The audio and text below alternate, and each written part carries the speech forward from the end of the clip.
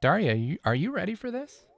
I am so ready, Casey. Okay, good, because we're already doing this. So I'm glad I'm glad we had this conversation before we switch over. It's a thing. It's a thing. So should we fully swimsh over there?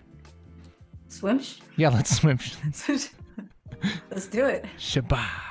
Hey everybody, Hey. welcome to the stream. Everybody, give a wonderful, warm welcome to our dear friend Daria. Daria, I'm so glad you're here. This is so cool. I'm so glad you're here Well, on your channel. Because it'd hey, be awkward if it was just me by myself. yeah. So, You know what? You know who would care? You know who'd be upset about that? Zero who? people. Like nobody, everybody just be like, "Oh, this is actually better. Thank you." Guys, if you don't know Daria, she's a bit of a legend, I would say. She's what I call a legend. One of my favorite people I have met in the Blackmagic nerdery sphere of people. I don't know what to say about that, but we met at NAB 2019. Is that what it was? Yeah. Maybe Yeah, so. sounds about right. Yeah. And yeah, pretty much just hit it off because you're a cool person and very tolerant, and so we I hung out near you and you were cool with that, so like it was great, which is all I really need in a friend. But no, Daria is honestly one of the more brilliant people I've met when it comes to teaching, when it comes to color grading, when it comes to any kind of nerdery for DaVinci Resolve. And she has written a lot of the material, the color grading book for, did you just write 17 or was it before that? Oh, yeah. Like I've been on it since like 14 for the beginner's guide and then Yeah. 15 for the colorist. Yeah. Yeah, so it's been quite a while. So I like to lovingly tell people that, yeah, if you want to learn color correction, Daria wrote the book on color correction. So Oh. I never get tired of that joke. It's great. But for anybody who doesn't know you very well, Daria, what else are you into? What kind of things do you like? Tell us things. Well, oh gosh, I haven't really thought of that. I haven't thought of myself as a person with hobbies You before. are a person, believe it or not. um, no, just like, I work from home, so I get, like I get to enjoy the benefits of just working out of my studio and having a bunch of hobbies. All the boring ones, reading, drawing, like color grading and watching movies. Have you seen Nope? Nope is so great. Dude, I'm watching it a second time I this weekend. really liked Nope. I Oh, watched that so not good. too long ago. That was wild. Yeah, Yeah. genuinely enjoyed that. So yeah, that's me in a nutshell. Just Yeah, a few things here and there. yeah. I do weekly board game nights at the local club. Oh yeah, how's that going? It's still going. It's That's great. so cool. It's a great Gosh, way to, yeah, make new friends. I love that. So awesome. Yeah, and you've done is it what's the word? Oh gosh, freezing up because it's live. It's not really consulting, but it's like you're helping productions like with their workflow and stuff for Resolve on some movies and stuff. Isn't that right? Yes, yes, that's true. So like when I'm not teaching, I'm color grading and Mm-hmm. doing post-production in general. And then also the last few years, there have been some like major feature productions that have wanted to switch over to an all DaVinci Resolve workflow because obviously software encompasses quite a lot of functionality. Mm-hmm. And that's led to me working on a couple of Disney Plus projects, yeah, over the past few years. In fact, I found myself pretty much living in Los Angeles for like 11 months after initially going there for 10 days. So that kind of got extended a lot more than I predicted. It Wow. was really fun. And then right about like this time last year, I was in Greece also working on another Disney production. So technically, I'm like a post-production engineer. I'm just there to make sure the workflow is flowing and that the editors are acclimating to the new working environment. So Yeah. yeah, it's quite exciting. Yeah, that's really cool. So what's that kind of what's like, because I know a lot of us, I mean, including me, like haven't worked on a big project like that. So like on a big production. So like what's the difference between like a big production and then kind of, like indie stuff? Like what are the big Hmm. differences you think? You know, you'd be surprised. There's a lot of similarities, uh, like we used a lot of like XMLs, for example, like transferring timelines between applications. Hmm. And just like with a smaller production where you have like a million issues, as soon as you try to restore an XML, that's still the case with bigger Wow. productions. We're spending hours, well, not hours every day, but, every time something arrived, that whole stage of conforming, like you would sometimes have a professional whose entire job is just conforming timelines. So stuff like that. The lunches are better. So, The lunches are, yeah, it's not old pizza. it's not all pizza. Yeah. Oh man. Yeah. Did you have that experience too? Like, after enough like smaller scale productions, you just lose your taste for pizza? Yeah. You're I, like, I all think right. after film school, I almost never eat it voluntarily. Like, I just see it and I get like flashbacks. I'm like, oh. Yeah. We have a joke that like everything that we ever shoot or like are involved in is like it's really cold and it's really late at night because I don't know, for Mm. some reason everybody gets the creative itch like during winter here in Oregon, and it's just super cold, and then everybody has a day job and so they can only do it at night, and so we're just up all night in some parking lot Oh, like that's huddling so for true. warmth. uh well, I would love to go over a couple of color grading tips and stuff because, again, if you guys don't know, Daria is an amazing teacher when it comes to color grading and obviously has a lot of experience. And if anybody is into color grading, wanting to learn a little bit more about just kind of professional workflow when it comes to making better colors, there is, I mean, I've learned so much just from hanging around Daria that I know this is going to be great for everybody here watching. So Daria has a few things that she can show us and couple tips just to kind of get us all started on that. But we are really excited because Daria is going to be at ResolveCon. So if you guys don't know, we are doing a event called ResolveCon in about a month, like 1 month from now. It's here in Eugene, Oregon, and you can actually come if you're there's still time. If you can get a plane ticket and get here, we still have a couple seats left, and you can come and hang out with Daria, hang out with me, and a bunch of other really talented, amazing people, and nerd out on Resolve for 2 days straight. So if you can't make it here, we're going to be streaming it live on the channel right here. If you're listening to me talk, you can watch ResolveCon in about a month. So I'm really excited to have you out, Daria, and really excited to hear what you have for us then, and also today. So without further ado, take it away if you'd like. This can't be good for my ego, all these compliments. So Yeah. I'm going to try to just expunge them from my mind as All I right. start talking. So yeah, what I wanted to talk about today is maybe going to be like a hint towards what I'll be doing at ResolveCon. So just providing some helpful, practical tips. So this video, it's a live presentation. Maybe we can label it something like 5 tips for easier color grading, something like that. It's not all necessarily like tool based, maybe just general life advice is snuck in there as well.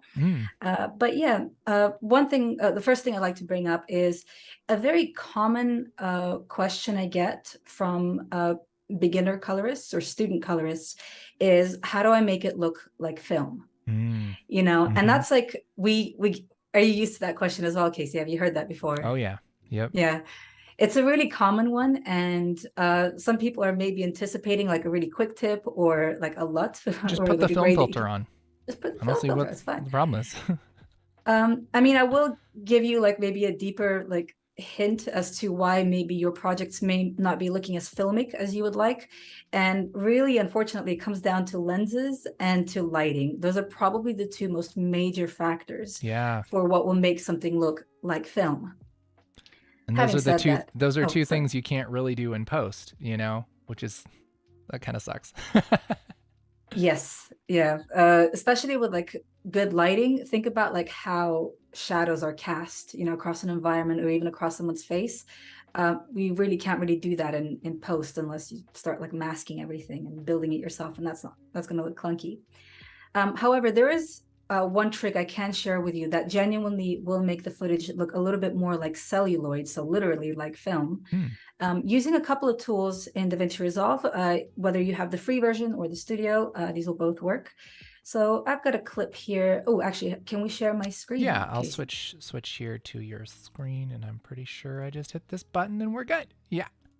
Oh, perfect. All right. All right, so I've got a project here. I might have to maximize the screen every now and then to make sure everyone can see okay. And is my mouse like really, can you see okay? Yep, should be good. Nice to have the little Great. highlighter. That's great. Yeah, to draw the eye, Yeah. Okay, so I've got this clip over here and it's already been graded, so I've added a pretty strong contrast to it. Let me press Alt 5 or Option 5 for some of you to show you what it looked like before. All right, so this is more of like a log curve on this one. And then after, right? So just upping the contrast, making the shadows deeper and the highlights more separated.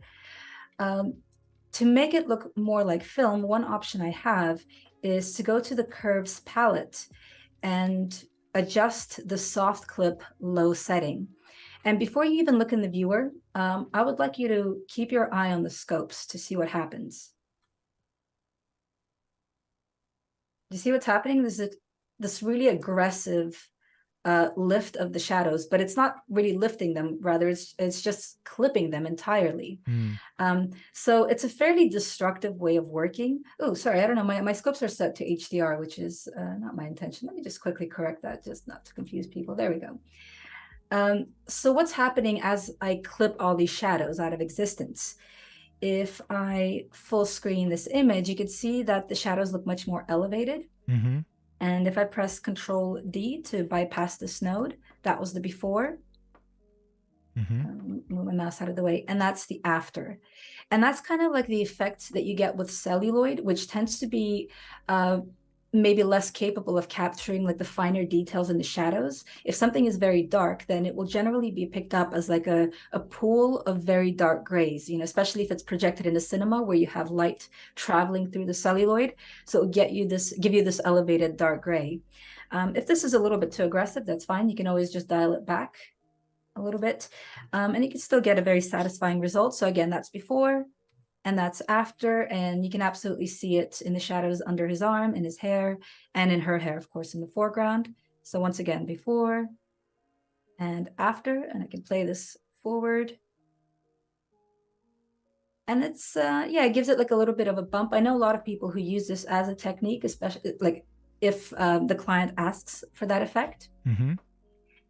But if this is a little bit too flat for you and looking at that scope is just making you nervous, another thing you can do is in the HDR palette, you can adjust the black offset. So HDR is in the left palettes, black offset is in the bottom right corner in the adjustment controls. And this is very similar to the soft clip, except rather than clipping the shadows, it will gently roll them up. Right, so a very similar celluloid effect, but it will just compress rather than clip the shadows. So let me go to a different clip. Again, this one has a pretty strong contrast to it. It's a pretty cool looking shot. I like the colors. But the shadows are just a little bit too deep. And when you have a black that's that black, it tends to imply digital footage. So again, we're just going to raise that a little bit. I'll go into the second node and drag the black offset. And you'll notice in the scopes, if you've been keeping an eye, we're not seeing a straight line anymore. Now we're just seeing like a gentle kind of pickup. If I go really, really far, it kind of looks like a line, but it's not, just like killing all that data. Yeah, a little more gentle. Right, so full screen, and then Command D to disable this node, Command D to re-enable it, and you can see we've got that same nice elevated dark gray. But the shadow, like it's not just killing the info. There's still stuff in the background. Let me see if I can maybe elevate it just a little bit more because I feel like the nuance might be lost while transmitting live on YouTube. So that's before And that's after, you can see like the detail like around her turtleneck is being elevated and a bit in the back. Yeah. Before and after. So That's that's like cool. a little trick. That's such an easy little trick, you know, and it definitely I think that sometimes we get a little worried about not having, you know, the blackest blacks, but like that can be a really nice, you know, stylistic choice to not just have the most black blacks in the world, you know. Oh, absolutely. Yeah, it's very much an aesthetic choice for a project, especially if you're doing like a period piece. It's almost anticipated. You know, when I say period piece, at this point, like films set in the 90s are considered period pieces. Man, so yeah, that could crazy. help. Yeah, sell that idea. Okay, I think that's all I wanted to say. I suppose one final thing is you could also throw in a film grain effect if you have a studio. And that's another thing that could help kind of sell the effect, is just have it like grainy as you're watching it. Yeah, for sure. And that can be found in the effects panel. Nice. All right, so that's the first tip. The next thing I'd like to take to talk about is creating node tree templates. So I think this is something a lot of colorists use. Some colorists swear by node structure templates. I'm kind of 50-50. Depending on a project, I will either commit to one fairly early on, or on some other projects, I might just grade afresh, you know, every clip or every scene. It really comes down to whether I notice myself repeating the same actions over and over and over again. And that's usually like by the third time, I'll be like, okay, I'm sick of this. Like I shouldn't have to do this more than once. Sure. So then I'll create a template. Do you use templates, Casey? Yes, I do. I haven't traditionally, like for a while, but in the last couple of years, I've really started doing that a lot. Yeah. Yeah. I had yeah, especially when I'm working on like documentaries and archival work, I find myself just doing the same few steps over and over again. So steps like what? Like maybe normalization, right? So I'll call that like a normal node. So by the way, I kind of launched into this without really explaining what I mean. So by template node structures, it means that you are going to have a node tree built in your node editor that you can reuse on other clips throughout the timeline, but it doesn't actually contain any grading information. You just have very cleanly structured and labeled nodes, but they're all blank. So you can jump around and make adjustments that are unique to the clip that you're on. So normalization is something I would normally do. I might also separate the balance stage. So I'll keep a separate balance node. And then I might have something a little more complex, like a skin grade and then a parallel node for like a look or a color cast. So that way I can control both of them on the same level. And then, you know, just keep going. So I might decide to address the highlights and the shadows again on the same level using usually a parallel mixer, but maybe even a layer if I'm using a qualifier. So shadows, typo. And then, you know, maybe vignette and contrast. Let me make these smaller. I'm going to use the scroll in the top left corner. So that's Alt S. Vignette, maybe. Alt S. Contrast. Maybe even a denoise. So that would be maybe a little bit earlier on before the normal. All right, so imagine having to do this on every single clip over and over and over again, knowing that you have a predictable structure. It's just so time consuming. So instead, I'm going to keep these as they are.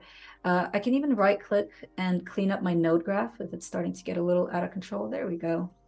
Much nicer. Okay. And now, before I do any kind of color grading or changing, I am going to right click in the viewer, just like I would with any other like still that I want to grab, and choose grab still. There we go.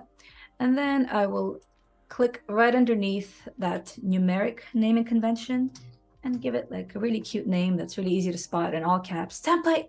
And now I can reuse this. All right, so I've got another clip. I can tell that it's not graded because there's no like rainbow outline around the number 8. And then I can just middle click the word template. So let me turn off live preview so that you're not getting distracted by my viewer updating. There we go. So middle click, and boom, there's that whole structure. It just appears in the node editor. It doesn't matter what the image in the still is in the gallery, because that's not what's being carried across. It's only the node structure, and that's empty and ungraded. So now every clip I select, I could just copy that across. And of course, if I'm using shortcuts, I can very quickly navigate between the nodes. So I don't even have to use my mouse to jump around this tree and just start grading. So quite a handy little thing to do. Having said that, I talked about not wanting, to repeat myself and do the same action over and over again. There is still going to be a great deal of repetition in the grades themselves. And if you're just learning how to grade, see repetition as being a good thing, because the more you do it, the better you get at grading and the faster. And ultimately, that's what people hire you for, is like the ability to turn around grades quickly and have them look good too. Yeah, I love the fixed node structure technique. I think that's such a good way to do it, especially if you have a lot of shots to get through. I mean, if it's just like 1 or 2 shots, it's whatever. But yeah, I started doing that not too long ago, and man, it's made a huge difference. The thing I like about it too is that it's kind of like a to-do list almost, right? Yeah. And so it's like, oh, I can start with the first node. And it's like, okay, does it need any work on this? No. Okay. And then I can think about the next node and kind of go through. Yeah, and it's kind of nice. Yeah, definitely. All right. Well, in that case, let me jump on to tip number 3. This is going to incorporate one of the newest tools in DaVinci Resolve 18. So this is a new effect they've introduced. It's called Depth Map. You can find it in the effects panel over here, and the category is called Resolve Effects Refine. So that's going to be a little bit lower. Boosh. Depth Map. Let me go on to a different clip over here. Cool. Hopefully you can see all that. So this is pretty well shot. I really like this short film that I worked on a few years ago.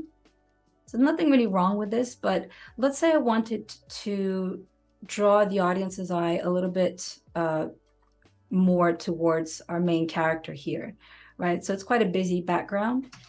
One thing I suppose you could have done in like the distant past is to use power windows, to maybe use a circular window, place it on his face, and then kind of pump it up a little bit, make it a little brighter, maybe a bit more saturated. Now with even newer tools, as of version 17, I could use a magic mask to track him as a person. But something that makes this process even faster and simpler is the depth map, which will recognize the depth in the scene and create a very quick, very wonderful mask for me to use for that kind of correction. And it's not going to be reliant on recognizing him as a person or recognizing his clothes, but rather just his proximity to the camera lens.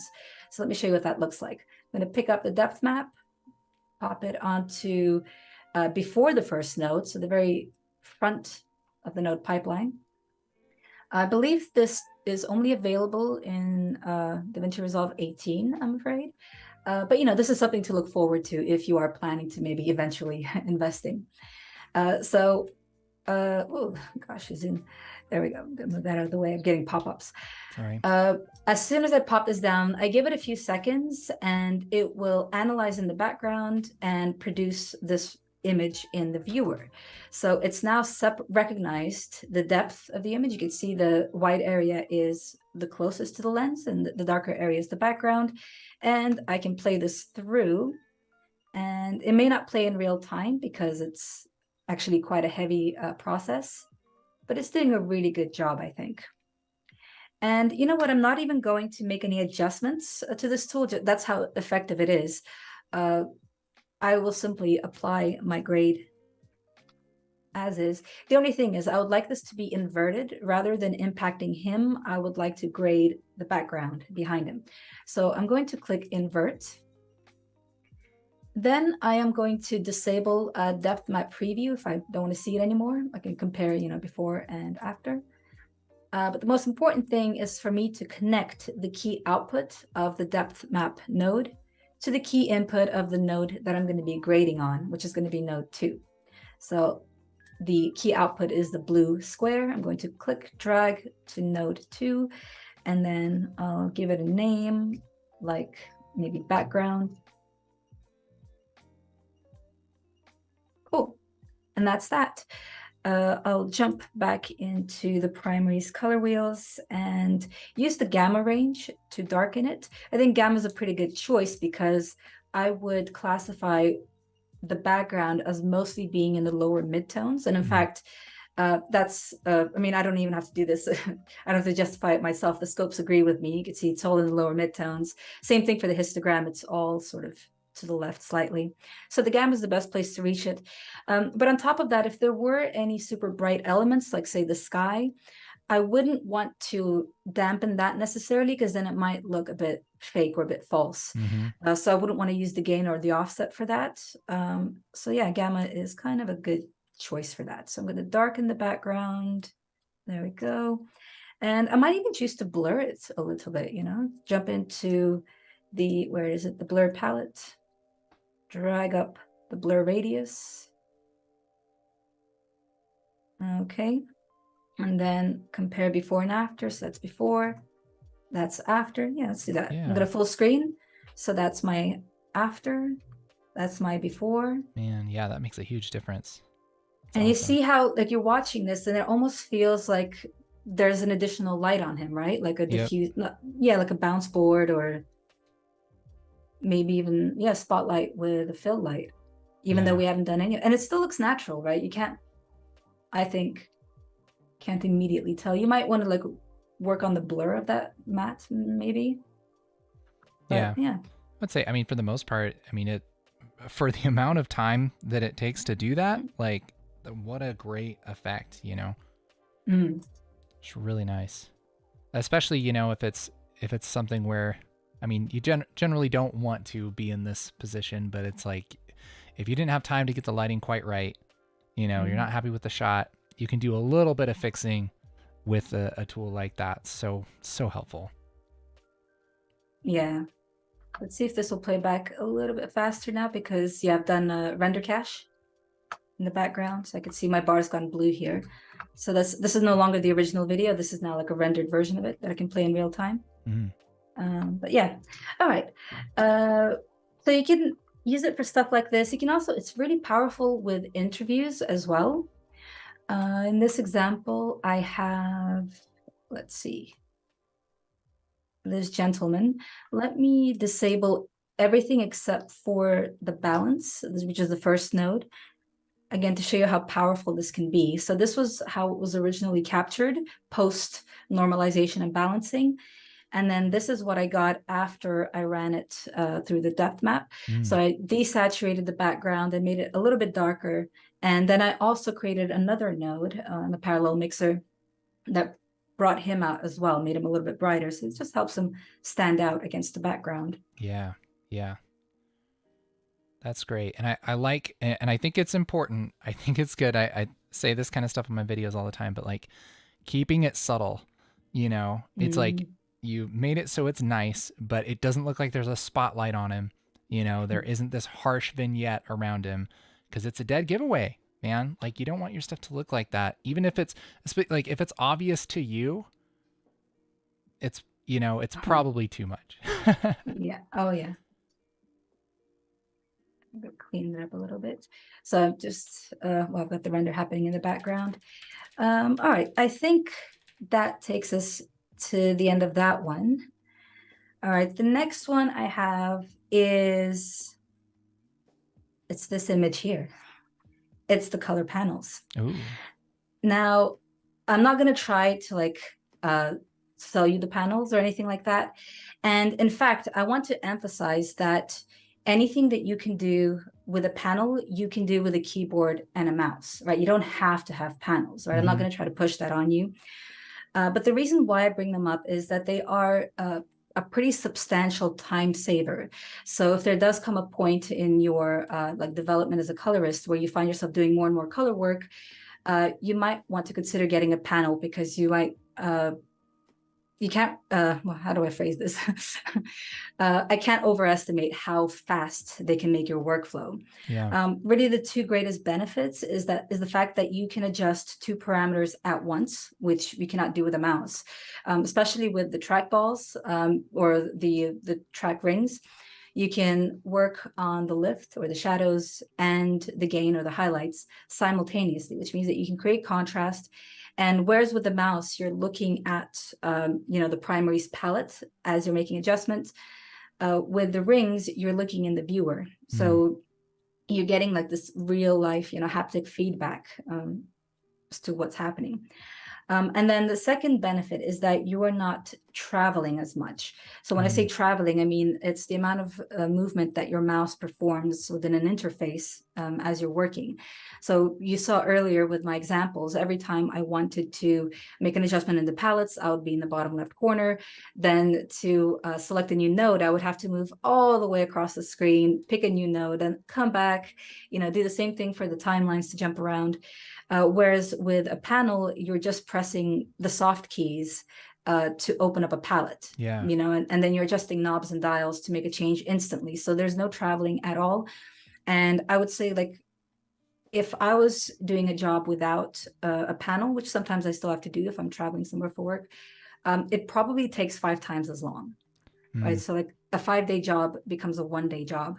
Again, I don't want to push people into getting panels before they're ready. And I absolutely do not want people to feel that they're like not professionals or not real colorists unless they have like this, fancy equipment. Not at all.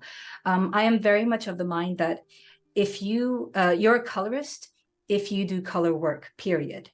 And you're a professional colorist if you get paid to do that work, regardless of what kind of equipment you're using, even if you don't have like a grading monitor, it doesn't matter, like, to me at all.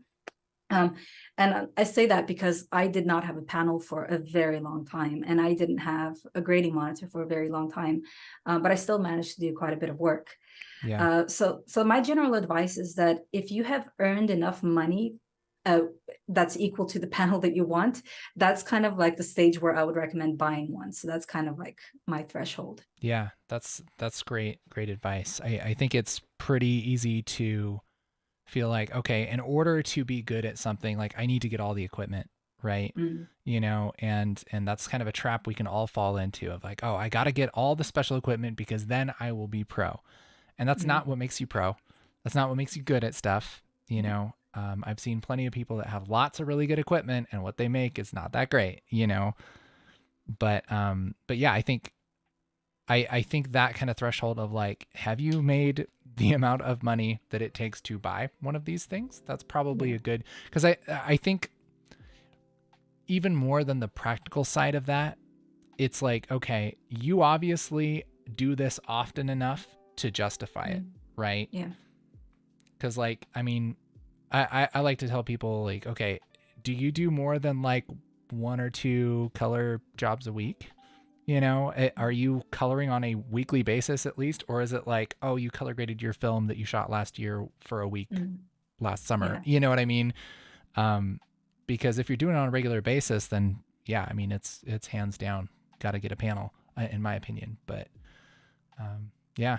It's just helpful, to have. And I'm kind of exalting its virtues, but I'm not trying to kind of create like a barrier, or gatekeep like coloring as a practice. And I think you've made a really good point, like having good equipment doesn't necessarily make you better. I'm sure, like, for those of us who have gone to like, media or film school, there was always like that guy with like the latest camera, who did not know how to write a script or dialogue or direct people, and these films were never very good. They were beautifully, like, not even beautifully shot necessarily, because you still have to have like some the camera quality was skill. good. Camera quality was excellent, but then you're like, yeah, but and there'd be people who would boast about having certain equipment when you're like, yeah, that's it. Just positive vibes. You don't need stuff, but I'm just saying, once you do, it's helpful.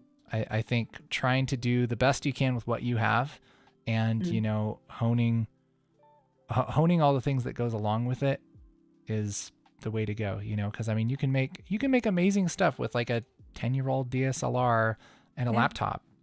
Like, there's nothing stopping you from doing that. And lights from Home Depot. Yeah, definitely. Well, did you have anything else you wanted to go over, Daria? I have a last point, and it's kind of on a similar vibe of just like trying to encourage people. So maybe not like necessarily like embedded in the color page. But I use this phrase every now and then, which is, if you feel confused, you're in good company. All right. And this, I most often use this when people ask me questions about color management, which I get a lot. So I get a lot of people like emailing me and they're like, oh, like we're about to start work on a project. And I'm trying to like figure out like what our workflow is meant to be for color management. Like we're using these 2 cameras and I've got this monitor and this and that. And I'm like, oh, hey, are you feeling a bit lost and you don't know like, what your motivation is for using certain settings? Hey, welcome to that's how we all feel all the time. Feeling confused is part of our job or part of our workflow. Yeah. So that's in fact, like when I go, like earlier, I was talking about, doing the Disney projects and, acting as post-production engineer or consultant.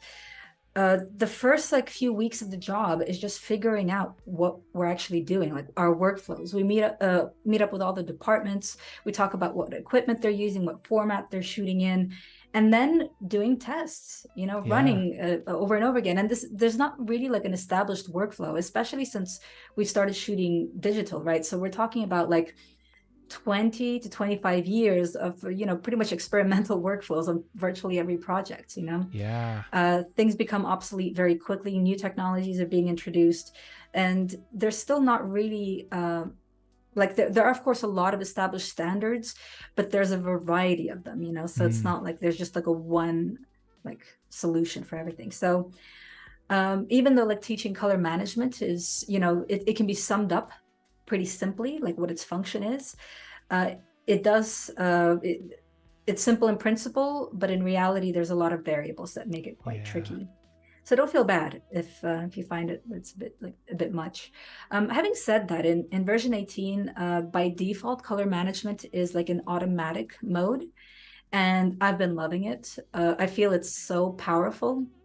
I like whenever I do, like I still prefer to set it to custom and kind of configure it to my specific needs.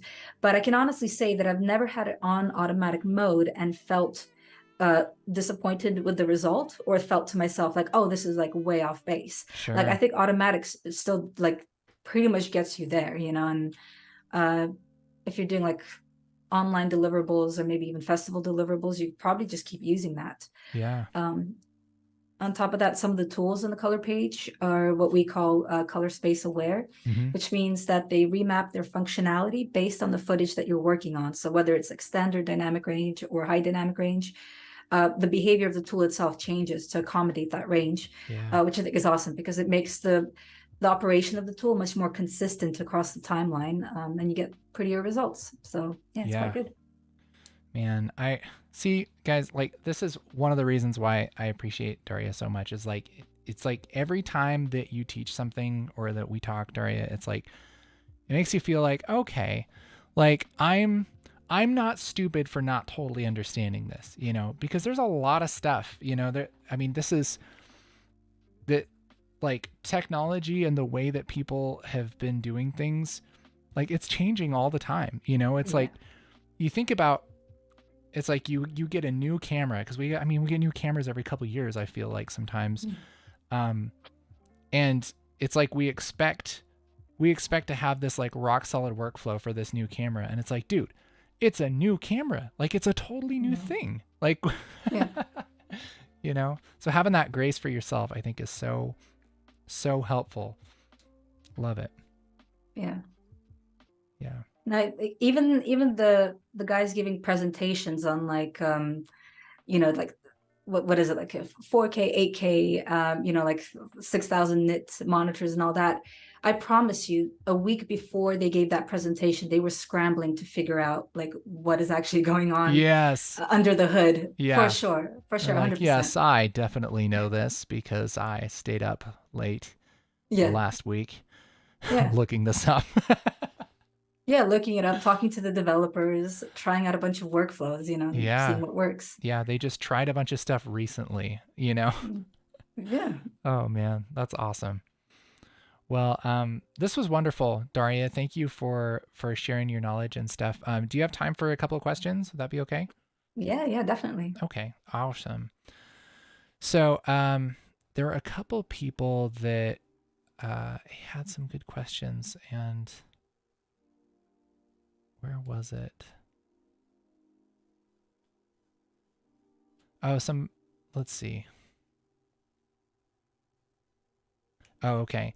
So Ben asks, I'm currently trying to wrap my head around the different color shifts situation in different browsers and video players. What's the middle ground here when grading? Any advice? Yeah, there's a couple of reasons why that might happen. There's like one of the reasons is if you're exporting, so I've just jumped into the deliver page. Let me set it to custom export. There we go. Where is it? Here, In the advanced settings. There we go. So the data levels may be incorrectly identifying your footage. This is kind of becoming a more rare problem because generally the data levels are set based on what the source footage is, so if you're using like ProRes, then it will know that it should be to full. There's certain other formats. I think H.264 will default to video, but either way, DaVinci Resolve knows quite intuitively which one it should use, so auto almost all the time. But sometimes if you're transcoding between codecs, you may kind of the footage will essentially become disconnected from its tonal origin, so to speak. So then the auto data level will no longer apply. So in that case, you might want to experiment with one of these two. So if it comes out too dark or too light, just do like a 5-second render of one and the other and see if that fixes it. And then another very common issue is if you are using an Apple display, all right, so a Mac workstation. Apple equipment has an internal color management system called ColorSync, and it regulates all of its internal applications, right? So something like Safari, like Final Cut Pro, what else is there? QuickTime, all of those things. But because DaVinci Resolve is not an Apple product, it will not be regulated by ColorSync. So you might be seeing one thing in the viewer, and then when you render it and you try to watch it on QuickTime, which is now being affected by ColorSync, it will look different. And that's probably the most common reason for this shift. So there's a couple of things you can do to fix that. In the preferences, I don't have this setting because I'm on a PC. But it should be user UI settings. There should be a setting here to help you monitor on an Apple workstation. And then on top of that, when you're rendering out, you want to change your gamma tag to Rec 709A-A. And that means that your rendered video will now have this metadata embedded that will allow it to how do I express this? Actually, I think I started the sentence incorrectly, but basically ColorSync will display it correctly by not reading it as a 709, but reading it as Apple's 709-A. But then you can still use it on applications that are not Apple specific, so then if you upload stuff to YouTube and you're on, say, Chrome as opposed to Safari, then the colors will still remain consistent. There's like a lot of good documentation online about this, and people in forums talk about it as well. But those are pretty much your two main things. Is you got to make sure that the way that you're monitoring the footage is consistent with ColorSync by using the preferences, and also the way that you're rendering stuff out is also consistent with ColorSync. Yeah. Sorry, that got it a little bit technical, but no, that's okay. I do get that a lot from that's honestly, like, I know this is just a cop-out kind of thing, but that's like one of the things I'm just really thankful for, like working on a Windows like station. It's just like, I don't know, I render it out and it looks fine, It's like, and people complain all the time, and I'm like, I don't really know what that's like I probably should investigate that, being like an educator, but also it's just like I feel bad, but Macs are great, by the way. Like I'm not staunchly like pro or anti anything. I do happen to use PC. I like the modular aspect of it. That's kind of my main thing. Yeah, me too. The Macs are fun to work on, but there's this one thing, the ColorSync. It's rough sometimes. Cool. So All let's maybe do one more if that's all right. Yes. I'm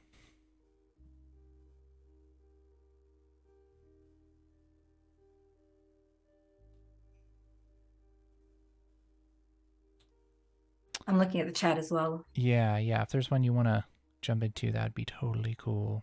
Yeah.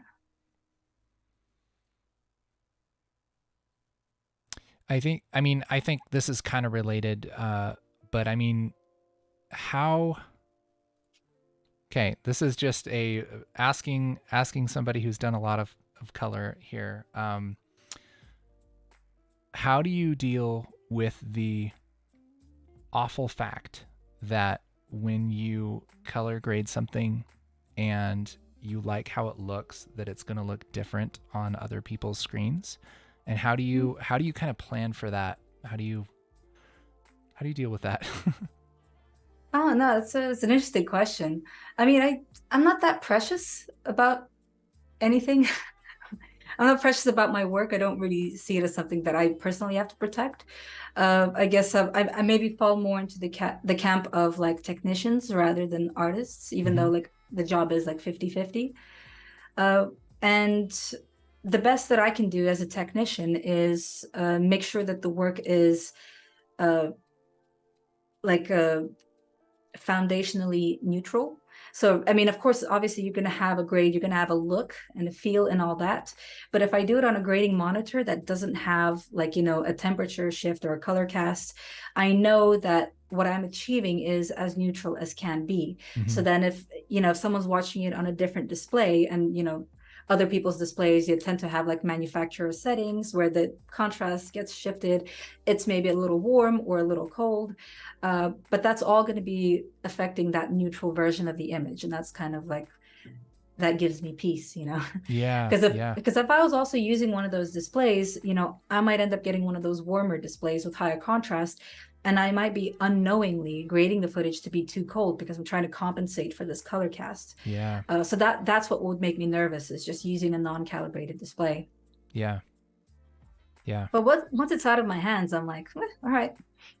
That's really nice to hear. I mean, that's kind of how I think of it too, is like, you know, you can do what's in your control. And this is just life advice anyway. I mean, like, you can only control what's in your control, you know, and then after it's out of your hands, it's like, well, you know, it's going to look different. It's going to, you know, maybe turn out different than you wanted, but you've done what you can do, you know, you've done your job well. So I think people get hung up on that a lot though, you know, is it'll look great on their grading monitor, and then they'll look at it on an iPad or look at it on, you know, their TV, and they'll go, gosh, why does it look like that? And then like, they'll just be changing it. And I mean, I've just started telling people like, that's just the sad truth, man, is like, displays look different. Yeah. Sorry. Awesome. Yeah. Well, Daria, if people want to learn more from you, is there a way they can do that? Yes. Well, my most recent stuff will be on the Blackmagic website. What is it? I don't know the URL off the top of my head. I shouldn't I? It's like Davinci Resolve something. But if you just like search Davinci Resolve Learning, I'm sure we can find that here. It's it's under the Blackmagic website, right? Yeah. So if you type in like Davinci Resolve Learning, it's blackmagicdesign.com products, Davinci Resolve /training. So yeah, and you scroll down, there's a few videos that we did that are like 1 hour summaries of all the pages. And then if you keep scrolling, you'll find all of our books, which are a lot more fleshed out. So that's probably over 20 hours of learning in each one. And they come with like actual video projects, which you can download and you can follow along as you're reading. They're quite in-depth, like they teach you a lot of stuff, especially like industry workflows. Yeah. So yeah, it's quite neat. And they're all in version 17 at the moment. We're just wrapping it up, all our books. So watch that space. Yeah, that's exciting. So yeah, if you want to learn more, Daria has a lot of stuff on blackmagicdesign.com. Also, we are, if you missed us talking about this earlier, we're doing an event called ResolveCon, which is going to be a live stream with me and Daria and Cullen and a bunch of other people. Darren was in chat. He's going to be part of it. Mr. Alex Tech, like a bunch of people that you guys love. And we're going to be together, streaming together here from Oregon. If you want to, if you're available, you can even come out and hang out with us in person. This is October 1st and 2nd. There's more information at resolvecon.com. But if you enjoyed this little thing, we're going to be doing a few more little preview streams like this before our great big stream October 1st and 2nd for ResolveCon. So make sure you're subscribed so that you get notifications and all that junk that YouTubers usually say. But it's so you actually can watch it and stuff. So I'm excited to hang out with you, Daria, and have a great time and do some nerdery, man. This is gonna be sweet. I've never been to Oregon, so I'm really looking forward to it. Oh boy, it's gonna be fun. All right. We're gonna let you go, Daria. Hey, thank you everyone for being here. Show some love in the chat for Daria. If you have a heart emote or anything, put that in the chat for her and just let her know that you appreciate her. Daria, it was amazing as always. Really appreciate you. Thank you for being part of my life and part of this channel, and you're the best. Yeah, thank you for having me, Casey. Of course. Yeah, that was really fun. Of course. All right, everybody on the live stream, I will see you later. We're going to be doing some more of these, and I will keep you posted. All right? So, talk to you later. Bye. Bye.